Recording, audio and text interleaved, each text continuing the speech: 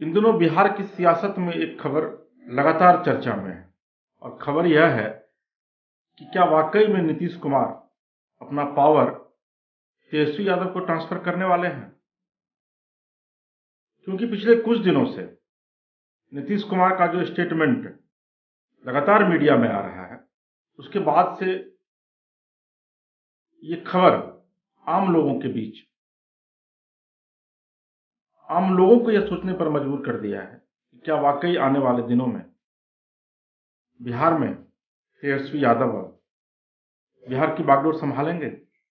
या फिर बिहार का नेतृत्व करेंगे। मित्रों, नीतीश कुमार की सियासत को जो लोग बहुत करीब से जानते हैं या फिर जो लोग समझते हैं, वह यह जानते हैं कि नीतीश कुमार के कथनी और करनी में बड़ा अंतर होता है। नीतीश कुमार पिछले 17 साल से बिहार में मुख्यमंत्री हैं और उसमें अगर 2-2.5 साल को छोड़ दें तो वो एनडीए के साथ रहे, यानी कि बीजेपी के साथ उन्होंने बिहार में मिलकर शासन किया। बीजेपी की हमेशा नीतीश कुमार तारीफ करते रहे और आप 2019 को याद कीजिए, जब 2019 में लोकसभा चुनाव लड़ा गया था, उस समय नीतीश कुमार ने कहा था कि नरेंद्र मोदी को हराना विपक्षी दलों के बस की बात नहीं है, यानी कि नरेंद्र मोदी को विपक्षी दल चाह करके भी हरा नहीं सकते हैं, क्योंकि नरेंद्र मोदी एक स्थापित और देश के शीर्षस्थ नेताओं में से ऐसे नेता हैं जिनकी छवि आम जनता को बहुत पसंद है। लेकिन अब हालांकि नीतीश कुमार खुल करके कुछ नहीं बोलते नरेंद्र मोदी के विषय में, लेकिन चाहे गांधी मैदान में 15 अगस्त के झंडोत्तोलन के मौके पर हो या फिर सार्वजनिक मंच पर, कई जगह पर नीतीश कुमार ने यह कहा है कि अब आने वाले दिनों में बिहार में नीतीश कुमार को तेजस्वी यादव को गद्दी संभालनी है। अब लोगों के मन में यह रहता है कि जब नीतीश कुमार मुख्यमंत्री हैं, खुद सफल मुख्यमंत्री हैं, तो फिर आखिर उनको ये बोलने की क्या आवश्यकता है। वहीं दूसरी तरफ अभी जब विधानसभा का शीतकालीन सत्र समाप्त हुआ तो नीतीश कुमार ने जदयू की बैठक में यह कहा कि आने वाले 2025 के विधानसभा चुनाव का नेतृत्व जो है वो तेजस्वी यादव करेंगे। उन्होंने यह नहीं कहा कि 2024 में लोकसभा चुनाव का नेतृत्व तेजस्वी यादव करेंगे, लेकिन उन्होंने यह जरूर कहा कि 2025 का नेतृत्व तेजस्वी यादव करेंगे। अब देखिए, कुछ दिन पहले, एक हफ्ता पहले, जब कोलकाता में अमित शाह के नेतृत्व में मुख्यमंत्रियों की बैठक हो रही थी, तो उस बैठक में तेजस्वी यादव को भेजा गया और कहा यह गया कि चूंकि अमित शाह वो बैठक कर रहे हैं और नीतीश कुमार जब से एनडीए से अलग हुए हैं तब से वो एनडीए के नेताओं से दूरियां बनाकर रखना चाहते हैं, इसी वजह से तेजस्वी यादव को भेजा गया। अब एक पॉलिटिकल गॉसिप इधर चल रहा है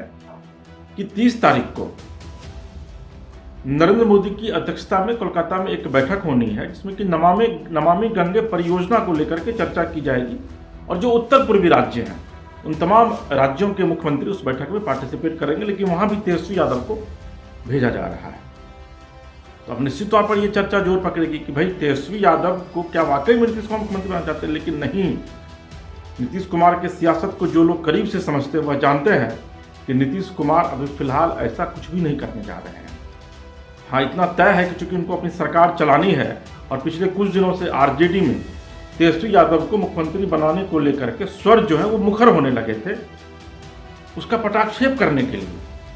नीतीश कुमार ने विधिवत यह कह दिया कि 2025 में अब जो चुनाव लड़े जाएंगे वो तेजस्वी यादव के नेतृत्व में लड़े जाएंगे, यानी कि 2025 तक बिहार के मुख्यमंत्री की कुर्सी उनकी सुरक्षित रहनी चाहिए। दूसरी तरफ तेजस्वी यादव को वो इसलिए भेज रहे हैं, चाहे वो अमित शाह का कार्यक्रम हो, चाहे वो प्रधानमंत्री की बैठक हो, क्योंकि नीतीश कुमार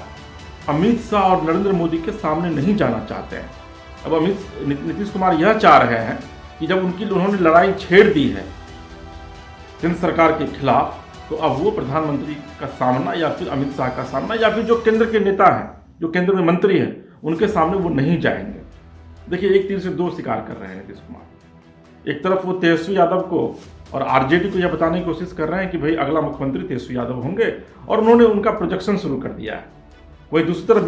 बीजेपी को भी यह बताना चाह रहे हैं कि भाई देखिए, मैं अब आपके खिलाफ बहुत ज़्यादा नहीं बोल पा रहा हूँ। और आप देखे होंगे कि जब से नीतीश कुमार अलग हुए हैं एनडीए से, नीतीश कुमार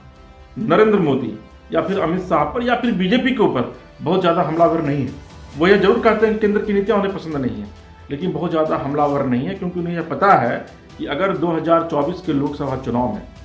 फिर से नरेंद्र मोदी सत्ता में वापस आते हैं तो 2025 के विधानसभा चुनाव में इसी को आधार बनाकर नीतीश कुमार के सामने एक विकल्प होगा कि वो फिर से एनडीए में पुनर्वापसी कर सकते हैं। वहीं दूसरी तरफ इस चीज़ को तेजस्वी यादव और आरजेडी भी बखूबी समझ रही है कि नीतीश कुमार जो है वो एक तीर से दो निशाना साध रहे हैं, क्योंकि तेजस्वी यादव को नीतीश कुमार कभी मुख्यमंत्री बनाना नहीं चाहेंगे जब तक कि 2025 का विधानसभा चुनाव ना आ जाए। और जब वो देख लेंगे कि 2024 के लोकसभा चुनाव में जो आरजेडी का वोट है वो वोट बैंक जो है वो जदयू में ट्रांसफर हो गया है, उसके बाद फिर वो कोई बड़ा निर्णय ले सकते हैं। लेकिन अगर वो वोट बैंक ट्रांसफर नहीं हो पाता है, जैसा कि कुर्ली उपचुनाव में हुआ है, ऐसी स्थिति में निश्चित तौर पर तेजस्वी के लिए एक मुसीबत की घड़ी होगी। और नीतीश कुमार तो राजनीति में दल बदल या फिर पाला बदलने के लिए जाने ही चाहते हैं। तो लिहाजा ये जो चर्चाओं का एक बाजार गर्म है कि आने वाले दिनों में अपना पावर ट्रांसफर कर देंगे नीतीश कुमार तेजस्वी को, या फिर अभी अपना पावर ट्रांसफर कर रहे हैं, मुझे लगता है कि ये थोड़ी जल्दबाजी है। ऐसे भी कहा यह जाता है कि राजनीति का अपना एक मिजाज होता है, और राजनीति कभी भी वर्तमान को देखकर नहीं की जाती, बल्कि भविष्य को देखकर की जाती है। और नीतीश कुमार हमेशा से भविष्य को लेकर राजनीति करने के लिए जाने जाते हैं। लिहाजा इस बात में कतई भी संभावना नहीं है कि आने वाले दिनों में नीतीश कुमार फिलहाल अपना पावर तेजस्वी यादव को ट्रांसफर करने वाले हैं। मित्रों, आपको हमारा ये कार्यक्रम कैसा लगा? आप निश्चित तौर पर कमेंट बॉक्स में जाकर कमेंट कीजिए, और क्योंकि आपका एक कमेंट जो है वो हमारे मनोबल को और ज़्यादा बढ़ाएगा और ज़्यादा उत्साहित करेगा। तो फिलहाल इसके राजीव को दीजिए इजाज़त। आप देखते रहिए समाचार प्लस। नमस्कार।